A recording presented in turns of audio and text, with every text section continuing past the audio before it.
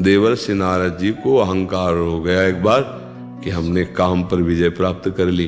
अब वहां से बीड़ा उठाए भगवान शंकर के पास आए और कहा महाराज हमने तो काम पर विजय प्राप्त कर ली। भगवान शंकर जी परम वैष्णव है, भगवान है, उन्होंने कहा देखो ये बात मन में सोचो मत। नारद जी को लगा कि ये जीते नहीं ना, क्रोध से भस्म कर दिए, तो इसीलिए इनको हमारी बड़ाई अच्छी नहीं लग रही। अब ये सीधे हरि के पास गए, बोले प्रभु आपकी कृपा से काम पर विजय प्राप्त कर ली। बोले महाराज आपकी क्या बात, आपकी कोई याद कर ले तो काम विजयी हो जाए। नारद जी ने कहा ये तो सब आपकी कृपा भगवान, लेकिन अहंकार अंदर हो कि मैं काम विजयी ऐसा, और जो ही चले सो आगे एक राजनगर की रचना सेकंड में माया ने कर दी।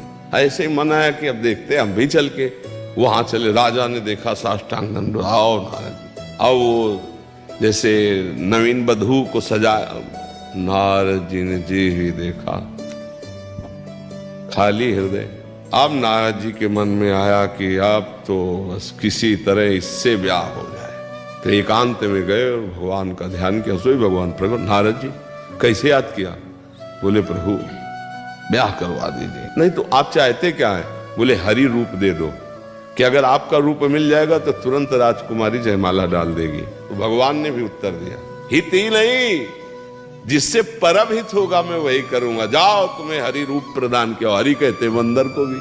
जो ही राजकुमारी ने देखा सोचा पिताजी ने इस बंदर को कैसे आने दिया अंदर, उधर माला ही नहीं लेगी। आखिरकार इतने में सांवले सलोने नौ किशोर ठाकुर जी पधारे, सोई जयमाला डाले और लेके चल दिए।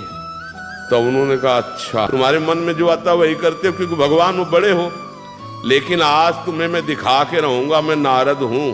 भागते हुए गए तो रास्ते में मिल गए, हंसते हुए बात करते और चिढ़ा रहे, गले में हाथ डाले राजकुमारी को, मुस्कुरा के बात कर रहे हैं। बोले रुको, भगवान रुके।